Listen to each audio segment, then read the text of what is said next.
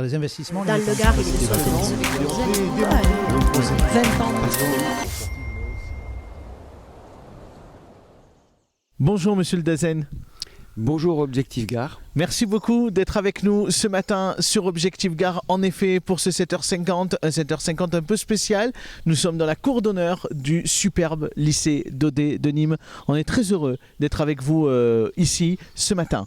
Eh bien écoutez, c'est un sentiment partagé, voilà, de retrouver Objectif Gard quelques heures avant la rentrée scolaire. Exactement, puisque c'est la rentrée scolaire demain et que la première question qu'on souhaitait poser à Philippe Maheu, le Dazen du Gard, c'est comment le Dazen définit cette rentrée dans le département.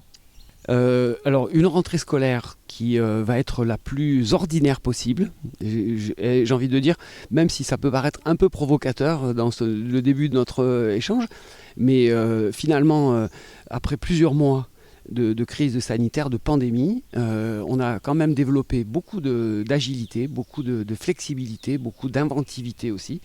Et oui, on a un vrai sujet sur lequel on va revenir bien sûr dans quelques instants, mais j'ai envie de dire que cette rentrée scolaire, elle va être placée sous le signe d'une scolarisation ordinaire. Quelles sont les priorités pour le département du Gard, pour l'éducation dans le Gard ? Les priorités, c'est de continuer à tracer le sillon. Parce que, encore une fois, le comportement de l'État, donc l'éducation nationale évidemment en premier lieu, les autres services de l'État, et je salue Madame la Préfète, mais les autres services de l'État évidemment, les collectivités territoriales, les associations, nous avons su depuis plusieurs mois faire en sorte que l'école continue à exister, à vivre dans notre département. Malgré la crise. Malgré la crise. Nous sommes allés sauver des enfants, et évidemment les plus fragiles d'entre eux, parce que nous avons su travailler ensemble, nous parler, construire ensemble, inventer ensemble, avec cette volonté commune de travailler pour la jeunesse de notre département. Il y a une très très bonne nouvelle pour le Gard, c'est l'ouverture d'un nouveau lycée, du côté de Sommières je crois. Effectivement Abdel, c'est un vrai plus comme on dit, pour l'aménagement du territoire, pour le département du Gard, puisque Carole Delga, la présidente de région, avait annoncé l'ouverture d'un nouveau lycée en 2017 et le 6 septembre prochain, elle se déplacera avec évidemment Sophie Béjean, la rectrice de la région académique, pour inaugurer le lycée Lucie Aubrac. Voilà, donc le nom est fort en termes de symbole. Lycée qui va être à la fois général, technologique et professionnel. Donc nous allons ouvrir 7 classes de seconde.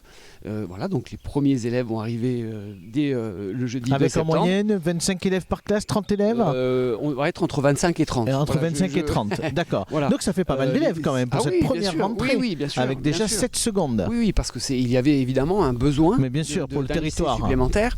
Et puis un lycée professionnel avec l'ouverture d'un CAP et d'un bac professionnel. Très bien. Avec une identité forte, puisque ce sont des métiers qui vont être tournés vers les métiers de l'assainissement, les métiers de l'eau, les métiers de l'écologie, de la transition écologique. Voilà, donc on a...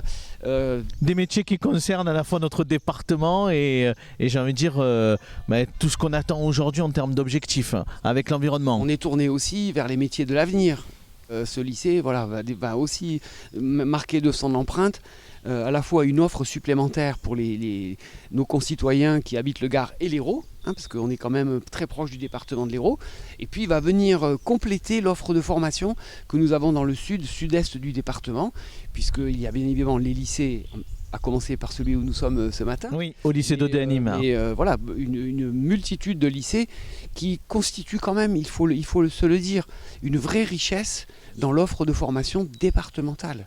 Alors, on ne va pas parler que de ça ce matin, et d'ailleurs on n'a pas commencé avec ça volontairement, mais on est obligé bien évidemment de parler de cette crise sanitaire et des protocoles sanitaires qui attendent les élèves, le personnel enseignant également, j'ai envie de dire l'ensemble des établissements scolaires. Qu'est-ce qui va se passer à partir de la rentrée ? Quel est le protocole sanitaire exigé ? Alors, ce qui va se passer est déjà engagé depuis plusieurs jours, Abdel. Mais on dira aussi un mot sur l'autre versant du contexte sanitaire, c'est-à-dire que nous avons aussi un versant pédagogique. Mais bien évidemment. À la crise sanitaire, mais sur lequel je reviendrai. Le protocole sanitaire est donc départemental, donc sous l'autorité de Madame la Préfète. Le DAZEN travaille donc avec le conseil départemental, la région évidemment, et l'agence régionale de santé pour mettre en place un protocole qui vise à rapprocher l'ensemble des établissements scolaires qui sont concernés, puisque je le rappelle, hein, les jeunes vaccinables sont dans la tranche d'âge 12-17 ans, ce qui représente environ 55 000 élèves dans le département. D'ailleurs, il faut qu'on puisse se dire qu'on a déjà dans cette population environ 60% de ces jeunes qui sont déjà au moins vaccinés une fois, ce qui est quand même une très très bonne surprise, puisque évidemment ces jeunes qui ont déjà une première vaccination ont un second rendez-vous, comme tout le monde, comme vous et moi. Ils sont déjà dans le parcours vaccinal. Voilà, et donc on va évidemment centrer notre attention sur les élèves qui vont rentrer le jeudi 2 septembre et qui n'auront pas engagé de schéma vaccinal. Donc le protocole départemental rapproche les 157 établissements concernés, donc les collèges, les lycées professionnels, publics, privés. On a intégré évidemment les apprentis, les élèves qui fréquentent les lycées agricoles, pour leur donner des indications sur les 14 centres de vaccination qui sont ouverts à ce jour. Voilà. Donc le cadre départemental est déjà fixé, est déjà arrêté. Il reste maintenant à travailler, à affiner établissement par établissement en lien avec les chefs d'établissement pour évaluer le nombre d'enfants qu'il va falloir accompagner vers ces centres de vaccination, puisque le protocole départemental prévoit que l'on déplace les élèves vers les centres de vaccination. C'est ce que j'allais vous demander. Donc, monsieur le DAZEN, ce que vous nous dites ce matin, c'est que pour l'instant, il n'est pas prévu de centre de vaccination in situ, c'est-à-dire à l'intérieur des établissements, en tout cas dans un premier temps. Alors, parce que vous avez raison de souligner pour l'instant, parce que ça participe de cet affinement que l'on met en place là. Parce que évidemment rien n'exclut que nous puissions mettre à disposition un centre de vaccination éphémère, mobiliser ce que l'on appelle des équipes mobiles de vaccination qui se déplacent dans les établissements. Avec des camions, par exemple, parce que nous aurons, peut-être que nous aurons des établissements qui ne pourront pas déplacer leurs élèves vers les centres de vaccination.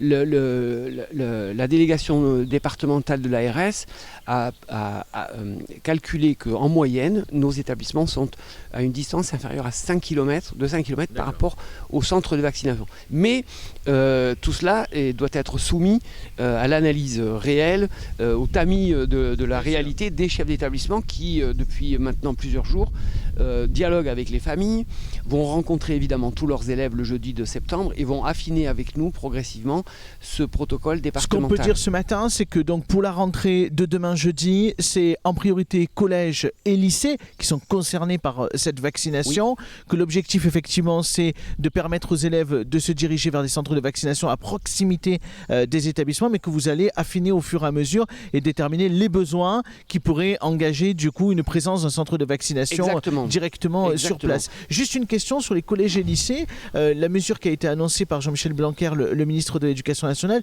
je présume qu'elle s'applique également dans le Gard, c'est-à-dire les élèves qui sont vaccinés en collège et en lycée, même s'ils sont cas contact, pourront rester dans l'établissement. Oui. Ceux qui ne sont pas vaccinés, par contre, se retrouveront avec des cours en distanciel. Exactement, voilà. C'est ça. Oui, c'est exactement ça. Donc le protocole tel qu'il va être appliqué à la rentrée, de couleur jaune, puisque nous avons un protocole maintenant avec 4 couleurs, prévoit ce qui existait déjà lors de l'année scolaire 2020-2021. Ce sur quoi peut-être nous pourrions insister, c'est de dire que chaque école du département, chaque collège, chaque lycée travaille, a déjà beaucoup travaillé, mais va là aussi affiner ce que l'on appelle sa cellule de continuité pédagogique. Voilà, parce que évidemment, nous allons remettre en place l'ensemble des mesures, barrières, masques, gel hydroalcoolique, aération des salles de classe, voilà, ce que l'on connaissait, évidemment la limitation du brassage. Ça, c'est sans doute le point clé de notre protocole sanitaire. Et le port du masque obligatoire aussi, qui restera obligatoire, y compris pour les élèves vaccinés. À partir de l'âge du CP, et pour l'ensemble des personnes étant dans les écoles, présentes dans les écoles ou les établissements, le port du masque.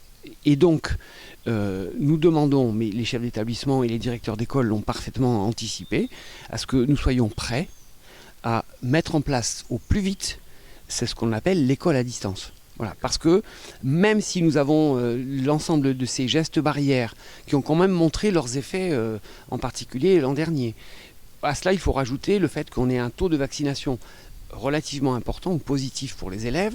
Pour les enseignants, il est autour de 80-85%. Voilà. Il faut quand même qu'on se prépare à éventuellement avoir un cas positif, des cas contacts, et donc au plus vite engager ce que l'on a appelé, maintenant c'est passé un peu dans le langage courant, l'école à distance. Voilà. Donc ce plan de continuité pédagogique, il va être mis en place dans toutes les écoles et tous les établissements du département. Et va s'affirmer plus que jamais cette année. Exactement. Un dernier mot pour terminer cette interview, Monsieur le Dazen, on dit un mot sur l'école inclusive, parce que c'est extrêmement important, je sais que ça vous tient à cœur. Qu'est-ce que vous souhaitez nous dire là-dessus ce matin, à l'orée de cette rentrée scolaire? Bien écoutez, d'abord, j'ai envie de dire que c'est une des grandes priorités portées par notre ministre, mais également par Sophie Bélan, notre rectrice, qui est extrêmement attachée à ce sujet. Et le département du Gard peut être fier de ce qu'il a réalisé, avec l'apparition d'un nouveau continent, en quelque sorte, voilà, parce que comme vous le savez, Abdel, nous avons recruté des adultes que l'on appelle des AESH, des personnels qui accompagnent ces enfants porteurs de handicap, et on a de ce point de vue-là fait un effort, enfin un progrès très important en termes d'accompagnement qualitatif, hein. Adjoint à cela le fait qu'on a mis en place ce que l'on appelle des pôles d'inclusion localisés, donc vraiment au plus proche des territoires de vie de nos enfants porteurs de handicap. Pour moi, l'école inclusive, c'est une vraie fierté. Il y a encore beaucoup de travail, évidemment, mais vu l'engagement des directeurs d'école, des inspecteurs, des chefs d'établissement, en particulier en 2020-2021, la rentrée scolaire pour l'école inclusive, là aussi, se présente sous les meilleurs auspices. Et c'est une belle fierté. Merci beaucoup Philippe Maheu, merci le Dazen. Bon courage pour cette rentrée scolaire et on se dit rendez-vous dans quelques semaines pour faire déjà un premier bilan de ce début d'année. À très vite.